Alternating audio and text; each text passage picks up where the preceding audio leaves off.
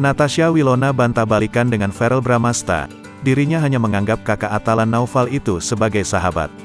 Semakin hari, Verrell Bramasta dan Natasha Wilona tampak semakin dekat, keduanya pun kerap diisukan telah balikan. Selain diisukan telah balikan, bahkan belum lama ini, Verrell Bramasta dan Natasha Wilona dikabarkan akan menikah dalam waktu dekat. Mengenai hal itu, Natasha Wilona pun membantah. Wanita yang akrab disapa Wilona mulanya membenarkan kedekatannya dengan putra Vena Melinda tersebut. Namun sayangnya, Wilona hanya menganggap Verrell Bramasta sebagai sahabat. "Aku selalu deket sih sampai sekarang yang gak pernah berubah.